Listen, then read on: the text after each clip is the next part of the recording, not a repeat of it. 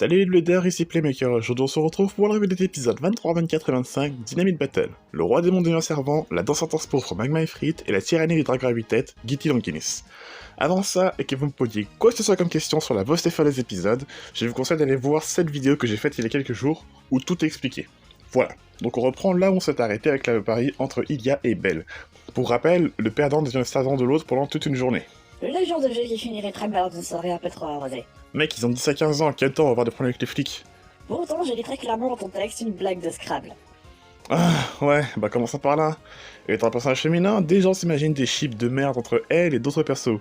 Surtout Vat en fait, ça va du petit bisou à la con à des sous-entendus de partie de Scrabble. Comprendra qui pourra. Pas besoin de faire un dessin. Quitte à faire un chip, pourquoi Valt? C'est aussi claqué que le chip entre Bakugo et Ochako, et surtout, c'est bien connu que Burst inclut la romance dans son scénario, ça apporte tellement de profondeur au personnage, c'est faux. Bref, le combat rien de bien ouf, c'est mieux qu'on a droit de nouveau au très joli Magma Smash d'Ifrit. Juste avant le combat, Ilia met sa toupie en mode équilibre, et elle précise que le mode attaque n'est pas suffisant contre Belle. En fait, le mode de base du driver reprend les caractéristiques de Jaggi, le driver de Dark Decider. Entre autres, et Twin Nemesis aussi. Et il y a posé un élément par-dessus qui reprend les caractéristiques d'un driver totalement différent, à savoir Wave. Ce serait plus ou moins les fonctionnalités des toupies du système Quadrive, Quadrive étant le nom du système Hasbro des toupies de la saison 6, et le nom de la saison 6 elle-même en fait. À voir ce que ça donne, on n'a toujours pas plus d'informations sur ce système, on verra. D'ailleurs, ce qu'on sait par contre, c'est que pour Belle et Belial, les noms chez nous passeront de Belle Dakakoten à Belle Daezora, et de Dynamite Belial à Destruction Balefire. Cette information vient d'une vidéo récente de Zinky, qui est parvenu à trouver le teaser de la saison 6, qui était à la fin du dernier épisode de Surge. Car oui, la version anglaise est finie depuis quelques temps. Nous en France, on l'être à un peu plus de la moitié, pas plus. Belle perd le combat et se fait un peu tirer les oreilles par les autres, car les combats clandestins s'appelaient pas trop à Wakia. Déjà que son event s'appelle bordel. Donc Belle se retrouve être la boniche d'Ilia, elle demande de faire un curry pour tout le monde, et putain que ça a l'air bon, mais surtout d'aller espionner Louis durant son entraînement pour en savoir plus sur sa nouvelle toupie. Évidemment, ils se feront griller par lui en moins de 5 minutes et... Ouais, c'est quoi ce téléphone de riche? Un jour, on va voir un perso avec un Galaxy Fold, on va le comprendre. On va se concentrer sur l'épisode, hein. Donc la toupie, Gitty Longinus Karma, Meta Destroy 2, du type attaque en rotation de gauche.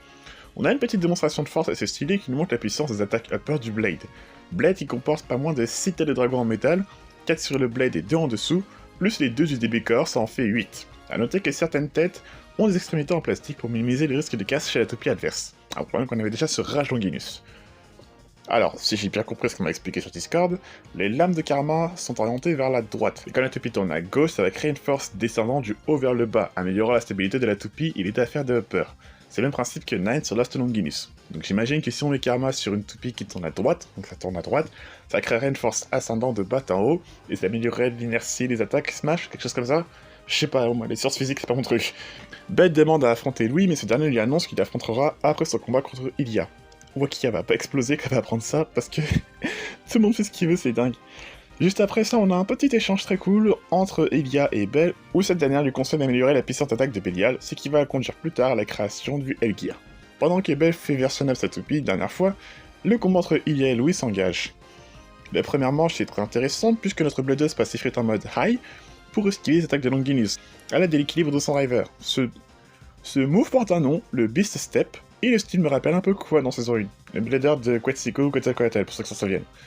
Louis tente un guilty upper mais échoue, seconde manche, les coups s'enchaînent, et je sais que je me répète à chaque épisode, mais les mouvements de caméra qui suivent 2 toupies à chaque coup, c'est toujours aussi cool. Et la bataille de Guilty, je m'attendais à avoir un dragon à 8 têtes, mais il est pas dégueu. Ilia semble avoir l'avantage, mais Belle remarque qu'un truc ne tourne pas rond. Alors, l'idée c'est de frapper Ifrit par le haut grâce à ses têtes de dragon de dessous. Jusque là, ok. Il fallait bien s'arranger pour empêcher la toupie d'Ilia de fuir. Du coup, bah... Frappe du vent inversé du lion. Enfin, je raconte le fait qu'il lui gagne, parce que je m'y attendais. Mais le mur de vent impénétrable, c'est un peu trop overkill, et un peu abusé, hein, soyons honnêtes. Bien le petit bilan. Ilia est le genre de personnage que j'aime voir dans une série Beyblade. Elle est forte, fort stratège et intrépide. Ça appuie sur le côté surnois qui crée une petite complicité et rivalité avec Belle.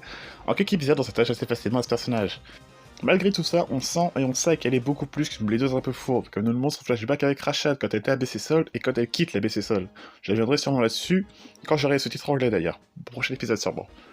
Je me répète à chaque fois, mais Ilia est le genre de personnage qui est très intéressant, mais qui sera assez vite oublié, un peu comme Arman a mané en saison 4. Soi-disant qu'elle gagnait que par plot à mort, alors qu'elle est extrêmement douée et qu'elle peut facilement tenir tête à Rashad et à Belle. Là, ça marche bien aussi, c'est que Ben ne vient pas faire de l'ombre à Ilya et a été mis en retrait le temps qu'il finit sa toupie. C'est pour dire, il complète Belial dans sa forme Perfect Gear, mais c'est littéralement qu'un détail de l'épisode 25. Comme on commence à se focaliser sur Hanzo et puis plus tard Basara en début de saison, Bell était présent mais moins important, et ça c'est cool, hâte de voir ce qu'elle va nous montrer à la deuxième moitié de la saison. Le prochain épisode sera le combat justement entre Perfect Gear Belial et Gitty Longinus, et hâte de voir ce que ça donne. Bon, je vais pré-shot tout de suite avant que vous me demandiez en commentaire. Je vais spoiler la sortie d'une toupie qui va arriver. Pour ceux qui ne veulent pas être spoilés, vous pouvez arrêter la vidéo tout de suite. Et pour ceux qui suivent le spoil et qui savent de quoi j'allais parler, faites attention en commentaire, précisez bien que vous allez mettre du spoil. Voilà, là-dessus on peut commencer.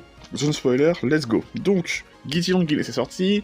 Elle a eu un flyer avec des images d'ombre de sortie, comme d'hab. On a un flyer qui nous présentait un spécial set qui sortirait le 2 octobre avec un lanceur, possiblement un nouveau lanceur, et 3 toupies. Au moment où j'écris cette vidéo, on est le 12. Au moment où je fais cette vidéo, on est le 13 septembre. Et le Korokoro sort le 15, donc risque d'avoir des informations assez vite, mais je peux me tromper. Ce 3 toupies sont au cœur de pas mal de théories en ce moment, et voici celles qui reviennent le plus souvent. 1. Une évolution à Phoenix. Phoenix est probablement l'une des toupies de Chosette préférées des fans, et en sachant que son possesseur Fai est un Legend Blader dans l'arc Super King du manga, beaucoup attendent impatiemment une évolution de cette toupie, depuis la fin de Chosette. Perso, je vois une possible recolor de Revive, Dead ou Perfect Phoenix, et tant bien même Phoenix évoluerait, pour moi, il serait totalement impossible de ramener Fai à la saison de DB. Ce serait juste pas approprié, on a la moitié de la saison, et ça sortirait vraiment de nulle part. Plus je ne vois pas quel rôle il pourrait avoir vu qu'il est devenu gentil à la fin de Chosette. On a déjà 4 légendes, c'est largement suffisant. 2. Une évolution à la Valkyrie, précisément la Valkyrie de Rashad.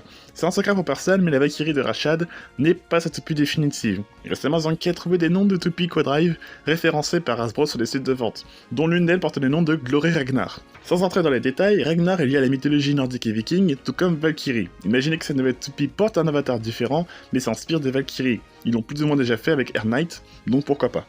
3. Une évolution pour Belial. Ça pour le coup c'est pas une théorie et c'est confirmé, le spoiler que je disais tout à l'heure. Oui, malgré la conquête de ces 4 gears, Belial aura une évolution. On ne sait pas vraiment grand chose pour le moment, si ce n'est son nom, mais ça on verra plus tard. Mais ça peut tout de même réfléchir à comment elle pourrait évoluer. Ah, Burst c'est très codifié, mais si ça toupie du perso principal évolue, donc ils vont la casser comme à chaque saison, j'imagine.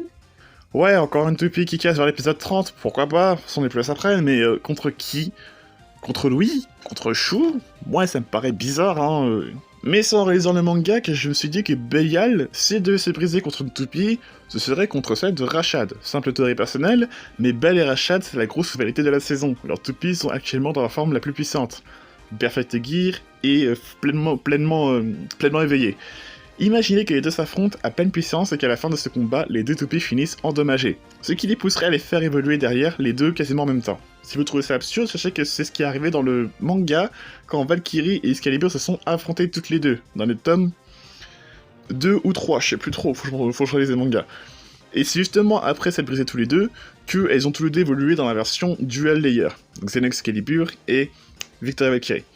Vat et Shaka, ils sont allés un peu trop à fond, et là où l'épée d'Excalibur a fini fissurée presque en deux, Valkyrie a fini en puzzle. Donc je me dis que dans l'animé, avoir ça quelque chose comme ça n'est jamais arrivé d'ailleurs, parce que dans l'arc single layer n'a pas été adapté en animé, me dit qu'il pourrait faire pareil dans DB. Je vois pas d'autres possibilités en fait. Je vois pas non plus la possibilité que Bell décide de faire évoluer Belial comme ça, alors qu'il a déjà tous ses gears.